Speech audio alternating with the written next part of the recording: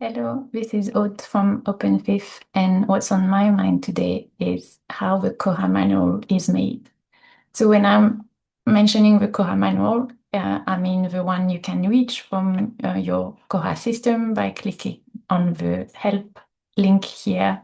And it's also the same one you'll be able to find when you're directly on the Koha community official website. In the documentation tab, you've got all the links for the different languages. But one thing you may notice when you click on those links is from your own instance, you'll get to a manual that mentions your version number. Whereas when you're coming from the website of the Koha community, you're on one that says latest.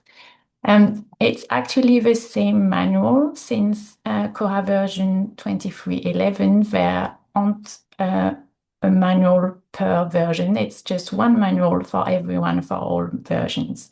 And the quick explanation of why that is just the best way to make sure all users of Koha get access to the latest version of the manual, the one that's most up to date. So actually, just a quick tip, if you want to give out links to the manual and you want to make sure those links persist, I would use the URL that's got latest instead of your version number, so you're sure this link will always land on the right page. So that's the Koha manual, but actually who makes it? Well, the Koha manual is written by the Koha community, so it's you or me in this case. And it's really what we make it. So if you want to have a say in how the Koha manual looks, if you have ideas to help improve it, then the place to join is the documentation team. You can become a regular contributor of the manual. You can also take part in conversations on Mattermost. What I wanted to show you today is how an update gets to the manual. It can sound like quite a long process, so please bear with me. And it also means that to make it a bit shorter, I won't be showing everything you can do. I will just focus on updating a bit of text.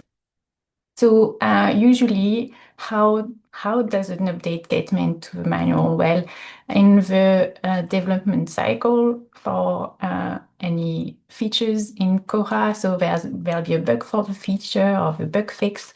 And after this bug has been backported to the versions that need it, then its status becomes needs documenting. So here I'm looking at all the bugs currently on GitLab that need documenting. And you can see at time of recording, I got 638. So there's a lot of work for all of us to make sure the Koha manual stays as up to date and as useful as we can.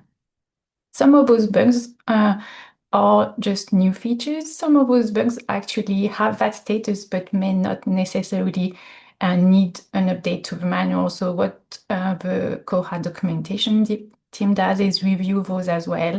And those where actually no update is needed, then we can just mark them as resolved. You can also create bugs directly for updates to the manual.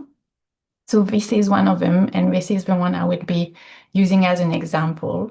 So if you notice that a particular section of the manual has an error, has a typo, or you have a suggestion to improve it, and you don't feel confident actually making that update yourself, please do log a bug. So you're on Bugzilla, you can just create a new bug here. So let's do that. For example, you will be prompted to log in, so I'm just going to log in quickly here. And then I can just pick Koha. The component will be documentation because it's directly about the manual. You don't need to specify a version, but you will need to give a quick summary. So that's going to be the title of your bug. Please put as many details as possible in the description so we know where the error is. So the URL is usually great and a specification of the section, sometimes a quote of the paragraph and your suggestion to improve it. And what you can do as well, once that bug is logged, is place it directly with the needs documenting status. What I'm just explained here, it's you can also find it on the Koha wiki, and I will show you in a minute where that is.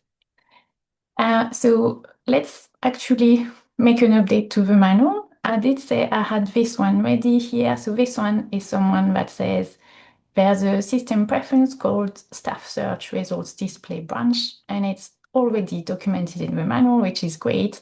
But actually, it's not referenced where it should. So they're saying that usually people interested uh, in understanding the search result in Koha would look at this particular page, which is all about searching, but nowhere on this page in this section is the system preference mentioned. So we just need to add a reference to make sure people are aware of that system preference.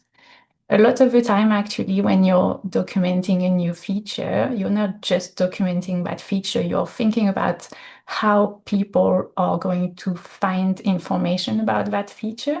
So when I document something, usually there'll be two or maybe one or two pages where I will add a reference. And that's why we have a lot of those links in the manual, but it's also what helps you better understand all the options available. So from here, I need to go and actually to where the files of the manual are, and that's on the Koha community GitLab. So here they are. All the files that actually compose each page of the manual. You can browse them for yourself. They're on the source here. And you can see each file corresponds to a page of the manual. So for example, I'm looking here at the searching page. I can see that in the URL really clearly, searching.html, which means the content I'm seeing is actually going to be in the file called searching right there. So this is where I can see the actual text of the manual. Okay, so what do I need to do? That's all explained in editing the Koha Manual wiki page.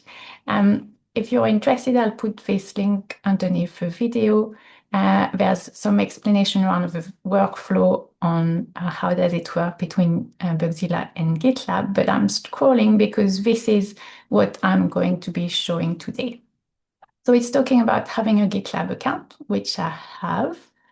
Here it is. I have already my own fork, so my own copy of the Koha manual in my own repository, and it's up to date with the upstream repository, which is really important. So if you have done this step before, if you have updated the manual before you then do more documentation, you'll get a button here that's called Update Fork, and that's the one you need to make sure you click first. And then the next step is to create a new branch within this repository, just dedicated to the changes I'm going to make.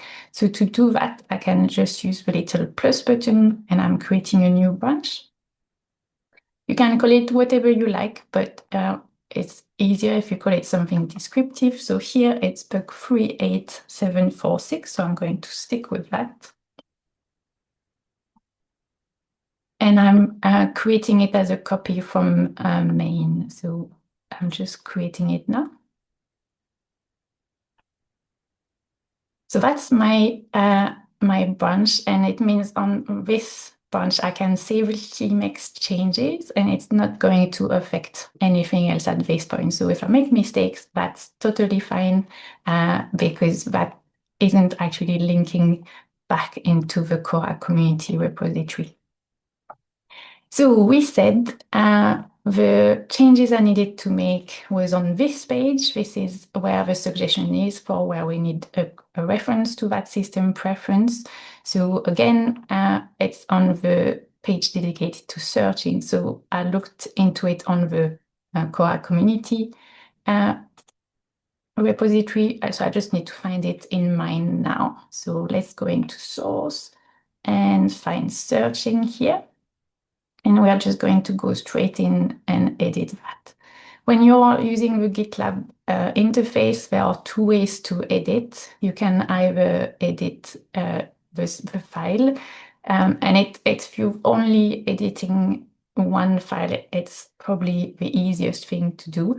I'm just going to use the other way, which is to open in the web IDE, and it gives you a few more options. I find it easier to navigate personally. So here it's just showing me a list of, again, all the files contained in this branch. So I'm still in the searching one, and this is what the page is really like in the background. It's using restructured text to format it. So it means, for example, all those lines mean that this makes basic searching heading to, and etc., etc. So now I need to find the right section, and the right section is called search results here. So I could just run a search in here to find it. Here we go. I can double check that it is the right section by checking the text. So it starts with this sentence. And yes, it does start with the same sentence. When I prepared this, I read the text to decide where within this section I should add my cross-reference. And because here we are in particular talking about this column in the screenshot, the one that's got the information about the items, and then I looked at where in the text it talked about the items and where would be a logical way to add it. So I think that actually we want to add the update just before this bit here. So let's go and find that in the file. So I'm just going to pull down to find it. It's just after here. So yes, I think this is the right place, the logical place to add my reference. So I'm just going to add my text in there. Okay. So that's a long sentence. If it's easier for me to read it, I can just go back to a new line and it will still show at the same paragraph. So that's just text, but I need to actually add a link to this system preference. So let's see in the Koha manual, where is this system preference explained? Which page is it on? Because it's not on the page dedicated to searching. The system preference have separate pages. So I can see here, and I can see again from the URL that it's on a page called circulation preferences. So in here, let's find the page called circulation preferences. And I can search directly for that system preference. So let's see where that is. Staff search results, display search. Yeah, so I had a bit too many things in my search request. There we go. Can we find something?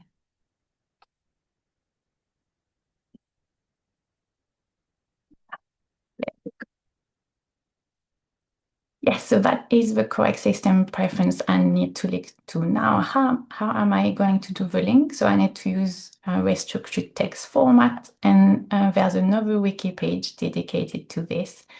So let's go and have a look. So it's this one here, restructured text tips and tricks. And what I'm doing is creating an internal link. So it's telling me that each heading in the manual has a label, and this is this label that I need to use to then create a hyperlink in that format using that ref between column, then the back apostrophe. So let's do that. So I need the name of the label for my system preference. So this is where my system preference is documented, and this is the name of the label. So I'm just going to copy that.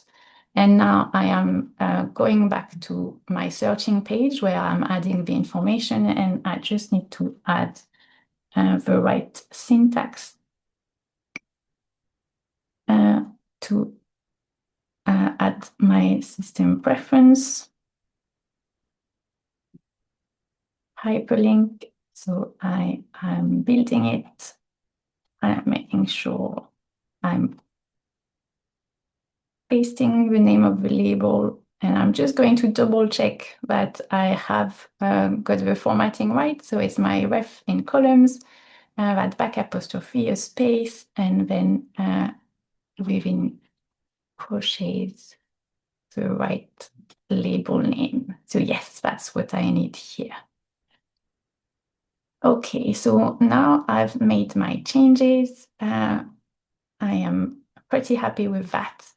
So it means I need to actually, first of all, save my changes to this particular copy of the manual. So if I go here, uh, it's listing my changes, but there's one in the file, the searching page. And it's talking to me about a commit message. So this is me saving my change and actually committing it.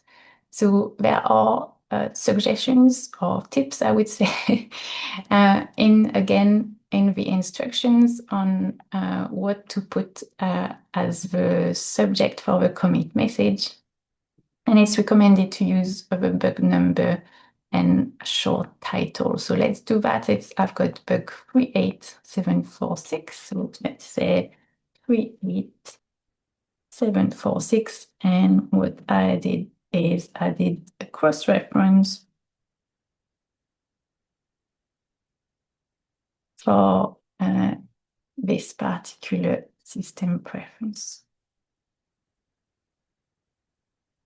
There we go. So I am committing that to my branch. And then I've got a new message here. So I can go to my project to double check what I've done. And it says I've pushed to my branch, and which means I made a change to it. And now I am ready to then push that change to the community manual. So to do that, I need to create a merge request. I can update the title of a merge request. It's picked up the title of my commit, so that's fine. And if I had made more than one change or a more complex change, I could add a bit more of a description here as well. Here, I'm going to leave it as that and just create my merge request here. So when I do that, it brings me automatically now into the Koha community Koha manual. So again, I can see that really clearly in the URL, but also in the breadcrumbs here that I'm not on my own repository anymore. I am on the Koha community. And I am looking at my merge request. So this is the request I made for my changes to be incorporated into the Koha manual. At this point, the documentation team manager or another of the maintainers of the Koha manual will need to review my changes and approve them. And here we are a few days later. My merge request has been reviewed and approved, and it's been merged, which means it's now been integrated into the live Koha manual. So let's have a look at the page itself. So it was this section and it was further down. So yes, that's my addition here. I can even check the link, making sure it's all working correctly. So that's all fine. So when that's done, I just need to update the bug, which actually I have done already. I added the link to the merge request in my name. And more importantly, I changed the status of the bug because it doesn't need documenting anymore. It's done. So it's all resolved and fixed. So here it is, the journey of a bug to make it into the Koha manual. If you do have any questions or comments, please reach out to the Koha documentation team.